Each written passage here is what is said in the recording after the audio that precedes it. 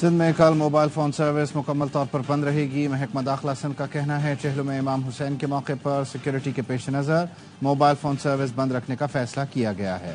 Motor cycle کی double سواری پر بھی پابندی ہوگی۔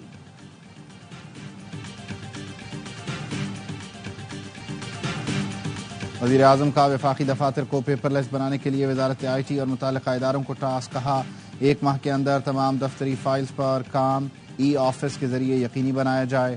شفافیت میں تیزی لانے کے لیے ای آفس کا نظام اولین ترجیحات میں شامل ہے۔ پاکستان کو بنگلہ دیش کے خلاف ٹیسٹ کرکٹ میں پہلی بار شکست۔ پنڈی میں مہمان ٹیم نے 10 وکٹ سے فتح سمیٹ کر تاریخ رقم کر دی۔ 30 رن کا معمولی ہدف بغیر وکٹ گنوائے حاصل کیا۔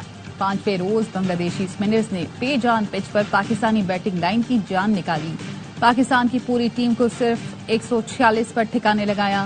رضوان 51، عبداللہ 37 رنز کے ساتھ مزاحمت کر سکے۔ بابر اعظم اور کپتان شان مسعود دوسری اننگز میں بھی ناکام رہے۔ سعود شکیر اور آقا سلمان تو کھاتا بھی نہ کھول سکے۔ 7 بیٹرز نے ڈبل فگرز میں بھی داخل ہونے کی زحمت نہ کی۔ مہدی حسن نے 4 اور شاکب الحسن نے 3 شکار کیے۔ پاکستان نے پہلی اننگز 6 وکٹ پر 448 رنز بنا کر ڈکلیئر کی تھی۔ جواب میں مہمان ٹیم نے 565 رنز کا پہاڑ کھڑا کیا اور 117 رنز کی برتری حاصل کی۔ مشفیق الرحیم 191 رنز کی میچ وننگ اننگز پر میچ کے ہیرو قرار پائے۔ سیریز اے سپورٹس اور AIY زیپ پر براہ راست دکھائی جا رہی ہے۔ رضوان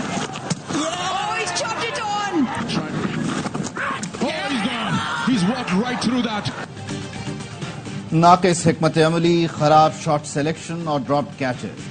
پنڈی ٹیسٹ میں پاکستان نے 1-2 نہیں کئی غلطیاں کی۔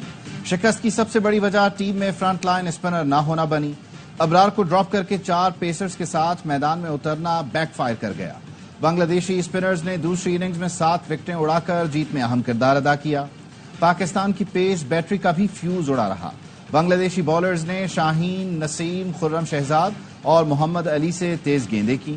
بابر اعظم چانس کا بھی فائدہ نہ اٹھا سکے۔ ناہید رانا کی 146 کلومیٹر کی رفتار سے آنے والی گیند پر بولڈ ہوئے۔ عبداللہ شفیق، سعود شکیل، شان مسعود، سائم ایوب اور محمد رضوان سب نے خراب شاٹ کھیل کر وکٹ گنوائی۔ کپتان شان مسعود نے بنگلہ دیش سے شکست پر مداحوں سے معافی مانگ لی۔ میچ کے بعد میڈیا سے گفتگو میں کپتان نے کہا اپنی غلطیاں مانتے ہیں، فینس سے معذرت چاہتے ہیں، توقع کے مطابق نتیجہ نہیں دے سکے، پچ سے وہ مدد نہیں ملی جو چاہتے تھے۔ اسپنر نہ کھلانے پر بولے ابرار احمد 10 ماہ سے ٹیسٹ کرکٹ نہیں کھیلے، اس لیے 4 ڈے میچ کے لیے ریلیز کیا۔ بنگلہ دیشی کپتان اجمل حسن نے کہا ہمارے بلے بازوں نے بہت اچھا پرفارم کیا۔ مشفیق الرحیم سمیت پوری ٹیم کو کریڈٹ دیتا ہوں۔ چیئرمین PCB محسن نقوی کہتے ہیں پاکستان کرکٹ کے معاملات ہر صورت ٹھیک کر کے رہوں گا، بہت ساری چیزیں بیک اینڈ پر ہو رہی ہیں۔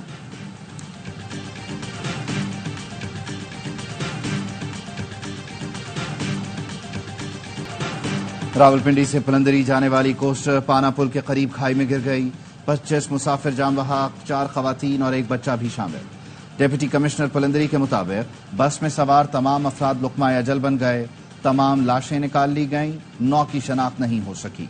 مکران کوسٹل ہائی وے پر زائرین کی بس کھائی میں گر گئی، 12 افراد جان بحق، 30 زخمی۔ حادثہ بریک فیل ہونے پر پیش آیا۔ 50 مسافروں کی گنجائش والی بس میں 70 افراد سوار تھے جو ایران سے پنجاب جا رہے تھے۔ فیوژن پیدا کرنے کی کوشش کی جا رہی ہے۔ 27 تاریخ کو یہ جلسہ ہوگا۔ DC صاحب آپ ریاست کے ملازم ہیں، کنٹیمپٹ آف کورٹ کے مرتکب ہیں۔ اس سے پہلے کہ آپ کو آ کے عدالت کو جواب دینا پڑے، آپ ہمیں جگہ بتا دیجئے، ہم پرامن طریقے سے اپنا جلسہ کریں گے۔ 27 اگست کو جلسہ ہوگا یا نہیں، PTI کا لاہور جلسہ معمہ بن گیا۔ PTI رہنماؤں کے بیانات میں تضاد۔ شوکت بسرا کہتے ہیں اجازت نہ ملنے پر جلسہ ملتوی کر رہے ہیں۔ 8 ستمبر کے جلسے کے بعد لاہور میں جلسے کی اجازت کے لیے درخواست دی جائے گی۔ خورن لطیف کھوسا نے کہا جلسہ ہوگا اور ضرور ہوگا، ہمیں ہائی کورٹ سے جلسے کی اجازت ملی ہے، جلسے کا NOC ہے، پنجاب حکومت جگہ نہیں بتا رہی، جلسہ نہیں ہوا تو AC جیل جائے گا۔ تحریک انصاف میں اندرونی اختلافات ختم کرنے کے لیے کمیٹی تشکیل، سابق صدر عارف الوی سربراہ مقرر، کمیٹی اراکین کا چناؤ بھی عارف الوی خود کریں گے۔ ذرائع کا کہنا ہے عارف الوی اختلافات رکھنے والے رہنماؤں سے ملاقات میں تحفظات سنیں گے اور 1 ہفتے میں اختلافات کے خاتمے کے لیے تجاویز دیں گے۔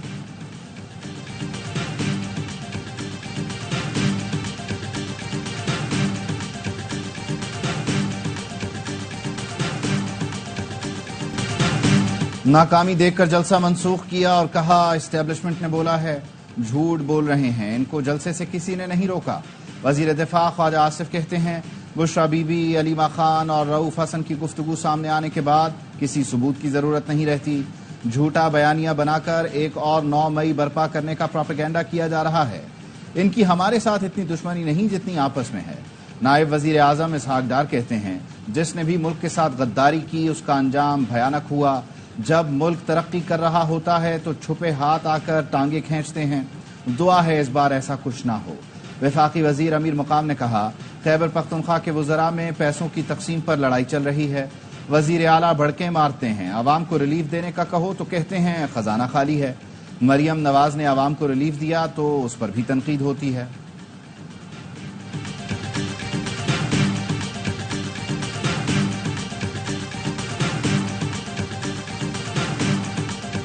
آج بڑی مثبت پیش رفت ہوئی، اس میں ایک سب کمیٹی بنائی گئی جو معاملات کو سارٹ آؤٹ کرے گی اور وہ اس کمیٹی کو اپنی رپورٹ پیش کرے گی۔ نون لیگ اور پیپلز پارٹی کے مشترکہ کمیٹی کا اجلاس، مسائل کا حل نکالنے کے لیے ایک اور کمیٹی بنا دی گئی۔ گورنر ہاؤس لاہور میں اسحاق ڈار اور راجہ پرویز اشرف کی زیر صدارت اجلاس میں پیپلز پارٹی کے تحفظات سنے گئے، پاور شیئرنگ کے وعدوں پر عمل درآمد کا جائزہ لیا گیا۔ اجلاس میں نون لیگ سے رانا ثناء اللہ، مریم اورنگزیب، اعظم نذیر تارڑ اور ملک احمد خان شریک ہوئے۔ پیپلز پارٹی کی نمائندگی راجہ حسن مرتضیٰ نے کی۔ گورنر پنجاب سلیم حیدر، ندیم افضل چن اور علی حیدر گیلانی ویڈیو لنک پر شریک ہوئے۔ اجلاس کے پی پی رہنما حسن مرتضیٰ نے میڈیا کو بتایا پیپلز پارٹی کو پاور شیئرنگ نہیں چاہیے، عوام کے مسائل حل کرنا چاہتے ہیں، دونوں پارٹیوں کا یہی مقصد ہے۔ نئی سب کمیٹی مسائل کا حل نکالے گی، بجلی بلوں پر عارضی ریلیف سے بہتر تھا سڑکوں کو بہتر کیا جاتا۔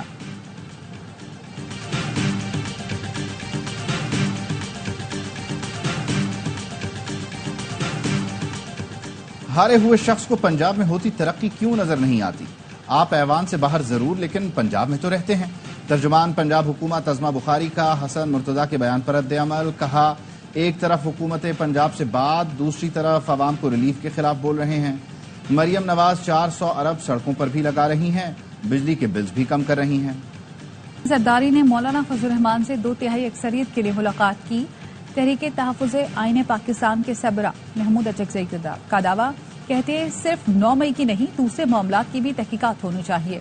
انتخابات میں پی ٹی آئی جیت چکی ہے، حکمرانی بھی ان کا حق ہے، آئین کی بالادستی اور پارلیمنٹ کو طاقت کا سرچشمہ تسلیم کرنا ہوگا۔ سیاسی جماعتیں بھی چندے کے نام پر رشوت لے رہی ہیں۔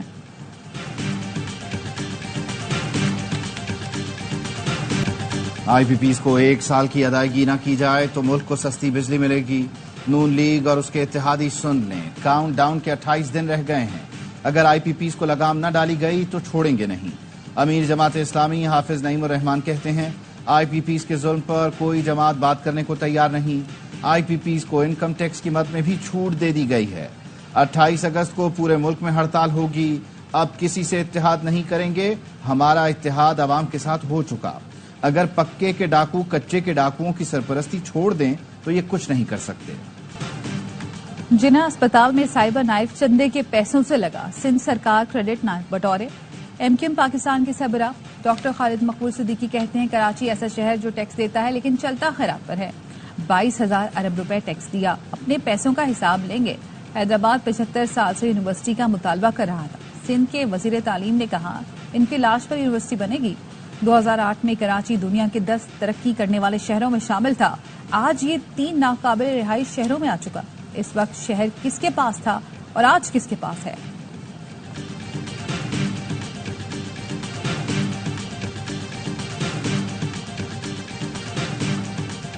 صادق آباد کے کچے سے مغوی کانسٹیبل احمد نواز کو بازیاب کرا لیا گیا۔ آئی جی پنجاب کی احمد نواز کے اہل خانہ سے ملاقات، بازیابی پر مبارکباد دی، کہا پنجاب پولیس کا ہر جوان اہم ہے۔ احمد نواز کی بازیابی اولین ترجیح تھی، کچے سے تمام شرپسندوں کے خاتمے تک چین سے نہیں بیٹھیں گے۔ ذرائع کا کہنا ہے مغوی اہلکار کی بازیابی ملزم جبار کی جیل سے رہائی کے بعد ہوئی۔ اندھڑ گینگ نے جبار کی رہائی کی خوشی میں ہوائی فائرنگ بھی کی۔ ڈاکوؤں کے حملے میں شدید زخمی کانسٹیبل بلال کو ایئر ایمبولنس کے ذریعے لاہور منتقل کر دیا گیا۔ میرا نام ڈاکوں کے سر کی قیمت والی لسٹ میں کیوں ڈالا؟ ڈاکو شاہد لون نے محکمہ داخلہ پنجاب کے نمبر پر کال کر دی۔ لسٹ میں پہلے نمبر پر موجود ڈاکو نے کہا جنہوں نے پولیس اہلکاروں کو شہید کیا ان میں سے کسی کا نام اشتہار میں نہیں دیا گیا۔ پولیس اہلکاروں کی گاڑی پھنسی تو کسی نے مدد نہیں کی۔ افسران کے خلاف کارروائی کی جائے۔ حکومت پنجاب نے 20 ڈاکوں کے سر کی قیمت 1 کروڑ مقرر کی تھی۔